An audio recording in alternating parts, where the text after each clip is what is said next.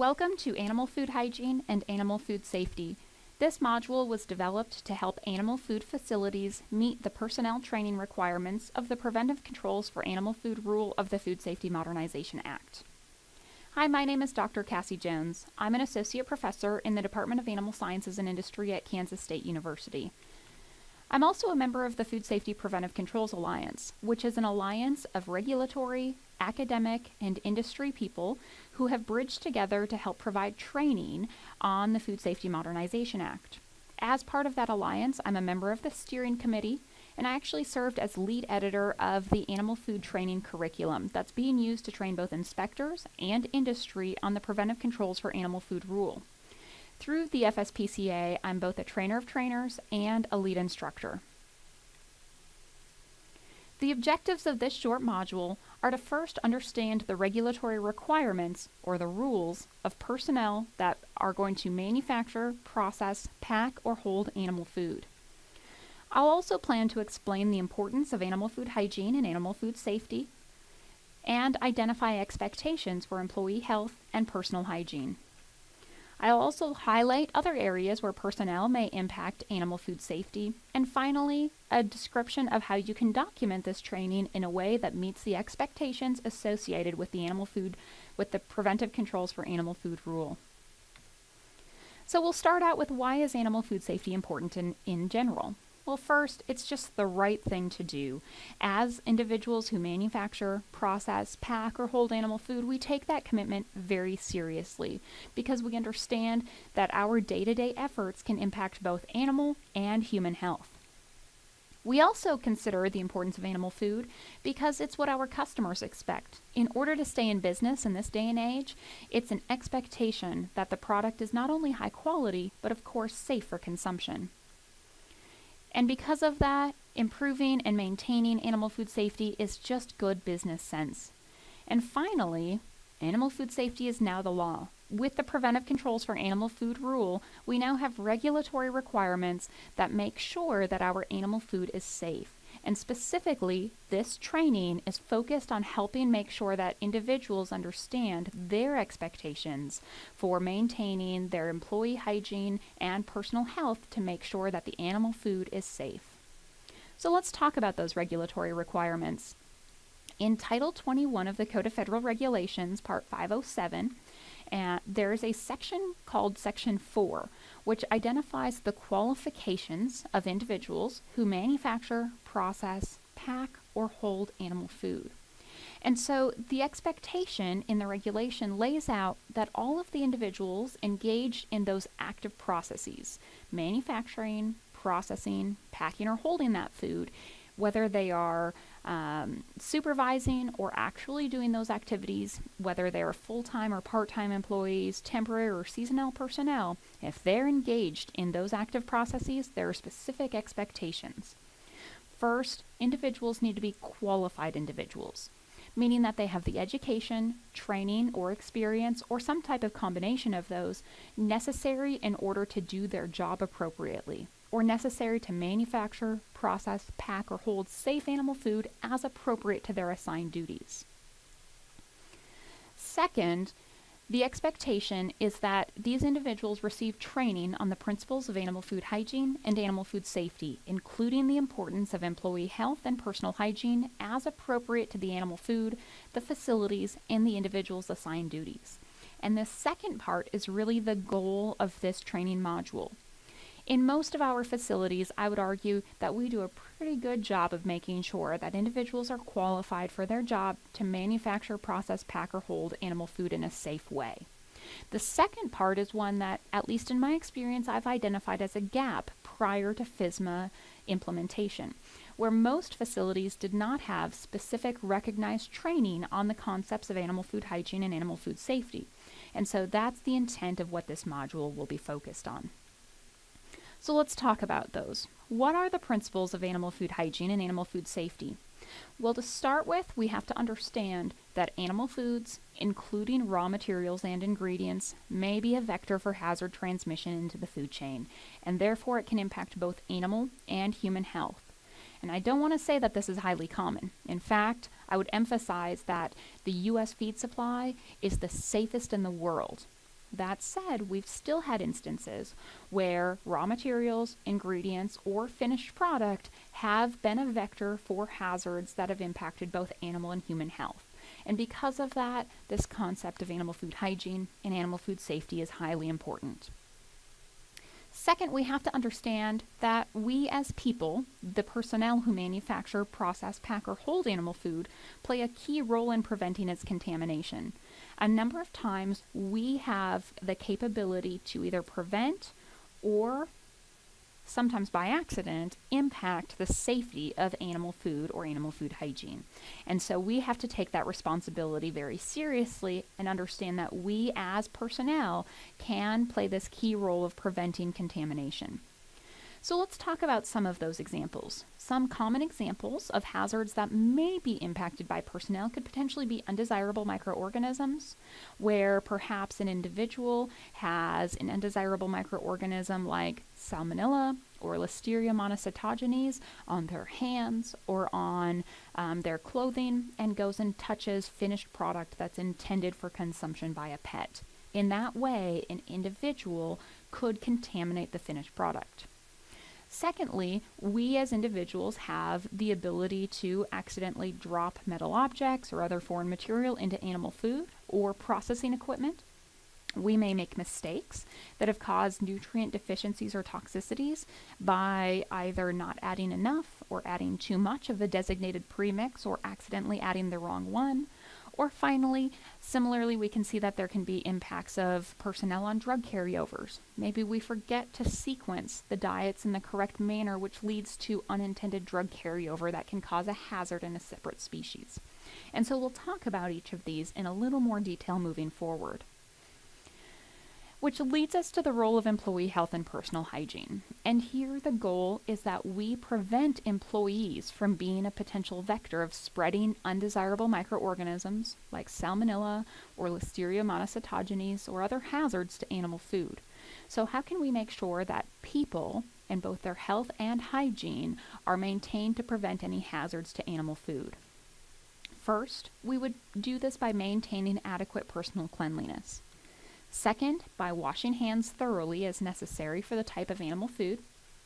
We would remove or secure jewelry and other objects as appropriate. We would store clothing or other personal belongings appropriately in designated locations. And finally, we would take any other necessary precautions to protect against the contamination of the animal food, any surfaces that animal food is manufactured on, or any packaging material that's going to be used to package that animal food. So again, we'll cover each of these in more depth, beginning with how we could maintain adequate personal cleanliness and what it means. Maintaining adequate personal cleanliness is really the goal of how clothing or hands are used so that they're not a source of contamination. For example, hands should be washed or sanitized as appropriate for the type of animal food, such as after using the toilet, if our hands or clothing become contaminated with process-related chemicals, or before touching animal food, the surfaces on which animal food is manufactured, processed, packed, or held, or the packaging material that it's going to be going into. This is particularly important if the animal food is a potential source of the undesirable microorganisms. Where we might move from a raw to a finished area, we may need to make sure that our hands and clothing are not a potential vector or source of contamination into the finished product. Secondly, it's important for employees and personnel to wash hands thoroughly in an adequate hand washing facility as necessary and appropriate to protect against contamination. We do understand that the use of hand sanitizers may be adequate when hand washing facilities are not readily available or there is not a high risk of pathogen transmission for that type of animal food. However, we have to understand that hand sanitizers are appropriate only if our hands are clean. They'll only be effective if we start with clean hands and then they're used to sanitize at that point. Effective hand washing includes the application of soap and warm water, rubbing hands together vigorously for about 20 seconds, rinsing hands with warm, clean water, and drying hands with a clean towel or air dryer so that the drying material does not serve as a source of recontamination to our hands. Third, One of the things we can do in terms of employee health and personal hygiene is remove or secure jewelry or other objects that might fall into animal food, equipment, or containers. For example, personnel should maybe not wear jewelry unless it's secured and unable to create a hazard. Some facilities have a no jewelry policy altogether. Other facilities have policies or expectations that if jewelry is worn, it is tightly secured and not capable of falling off of the hands or falling off of the ears, where it could create a hazard in the animal food itself. But we also have to think about other objects outside of jewelry. Commonly, we see tools, maybe cell phones or radios, pens, and personal protective equipment. All of those also need to be secured by tethers or by making sure that they are in confined pockets or holders, with the real goal of those products or objects not creating a hazard by accidentally falling into animal food, equipment, or containers. Fourth, we'll plan to store clothing or other personal belongings in areas other than where animal food is exposed or where equipment or utensils are clean. For example, things like gloves, jackets, frocks, coveralls, and boots or other clothing should be stored so that it's not going to create a hazard or a potential animal food safety hazard, where it could potentially fall into the animal food manufacturing equipment or it could contaminate it in some way. Finally, personal belongings, like the sunglasses that are seen here, or even utensils, such as the utility knife that's being used in this picture, should be kept outside the area where animal food is manufactured, processed, packed, or held. The goal here is to, again, prevent any of these products from falling into animal food or serving as a source of contamination. And finally, we would need to take other necessary precautions to protect against the contamination of animal food contact surfaces, or animal food packaging material. So there's a number of ways that we could do this. One of those would be to restrict or exclude ill or sick employees from working in direct contact with food contact surfaces or packaging material. This would particularly be in the cases of some illnesses where we would have contagious diseases or disorders, illnesses or open sores, or if we have a fever, diarrhea, or vomiting. In those circumstances, we would have employees avoid contact with food, the contact surfaces or packaging material, report symptoms to management, or obtain medical attention when appropriate. This is going to change from one type of animal food to another, but it's always a good idea that if you have symptoms of fever, diarrhea, or vomiting and you're feeling ill, to report that to management and think about what is the role of your illness and employee health on the potential safety of that animal food. Other precautions that may be taken by some facilities include implementing biosecurity procedures. For example, we may see facilities that are implementing how personnel move through the facility so that they prevent cross-contamination from insanitary objects and personnel to animal food, the surfaces on which it's manufactured, or its packaging material. We would try to limit the movement of raw material to the processed product area and restrict personnel traffic to areas where animal food is manufactured, processed, packed, or held. And as part of that, immediately report any unauthorized personnel in those locations. There are a few areas where personnel may specifically impact animal food safety. One of those would include plant and grounds. And here we would expect employees to maintain, or personnel to maintain our plant and grounds to protect it against contamination of animal food. More specifically, it would be important to properly store equipment, remove litter and waste, and cut weeds or grass in the area near the plant. The goal here would be activities that we as personnel could do in order to minimize any pest harborage or any potential source of contamination that may be a part or potentially contaminate the animal food. Secondly, there are some expectations with sanitation. We as personnel are expected to keep buildings, structures, fixtures, and facilities clean and free of trash and in good repair to prevent adulteration of the animal food. We would clean, maintain, and properly store utensils such as shovels and scoops and buckets and the equipment, and we would also restrict toxic materials from the facility unless they are going to be used for cleaning, in laboratory testing, as part of operations or maintenance.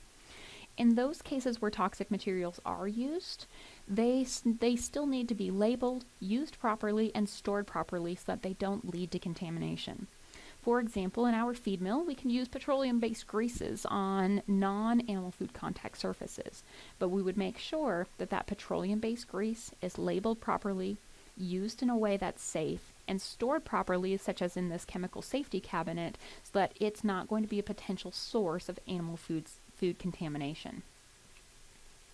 We as personnel also have an expectation to make sure that equipment and utensils are safe for the animal food. We would make sure that we're choosing shovels, scoops, and other utensils and equipment that are designed and constructed in a way to be cleanable. We would need to make sure that they are properly maintained and have a responsibility of making sure we use them in a way to avoid adulteration. For example, the edge of the shovel that's in the picture clearly has been used in a way that was not safe.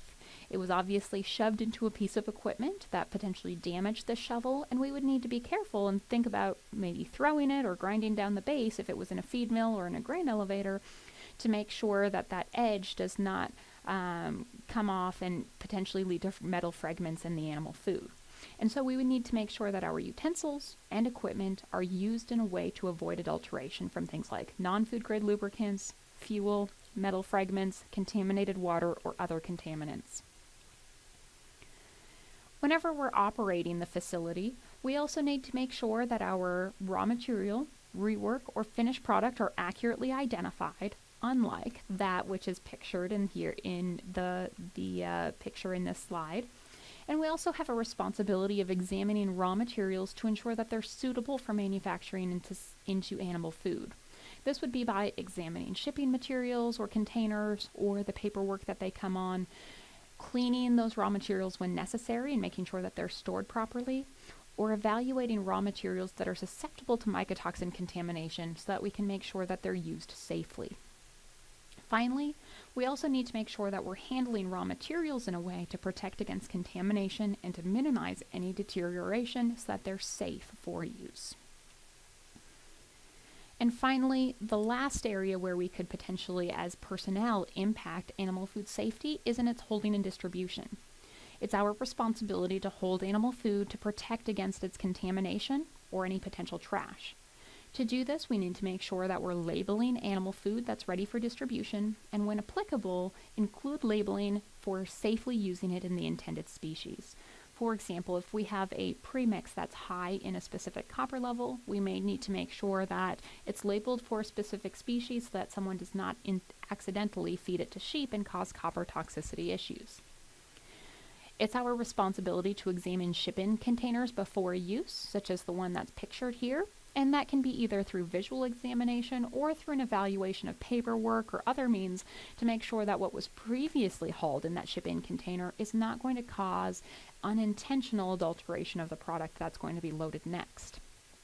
And finally, occasionally we may see facilities that will accept returned animal food. If so, we need to assess returned animal food for safety so that they can determine its appropriate disposition. As part of this, we need to make sure that any of that returned animal food is identified and segregated until it is assessed, and then it's disposed of or utilized in a safe manner. So that's it. We've now completed this training on the principles of animal food safety and animal food hygiene. And so I expect from this point that you also make sure to conduct duty-specific training. This specific module is by no means sufficient for all of the training expectations. Follow-up training would include to make sure that there is associated training on making sure that individuals and personnel understand how their specific role is important for maintaining animal food safety and animal food hygiene in manufacturing, processing, packing, or holding animal food in a safe way for their specific job duties. That said, this piece requires documentation according to the Preventive Controls for Animal Food rule. Those records need to be maintained for at least 2 years, and as part of this documentation, the regulatory requirements include that you must include information adequate to identify the facility, such as the name and address, the date that this training was completed, and the signature or initials of the individual who's performing the activity. Finally, I highly suggest that you consider periodic refresher training, whether it's rewatching this module and documenting that activity, or you conduct in-person refresher training. It's important to remind your employees and personnel working within your facility of these expectations so that we can maintain a conscious effort on manufacturing, processing, packing, or holding animal food in a safe way.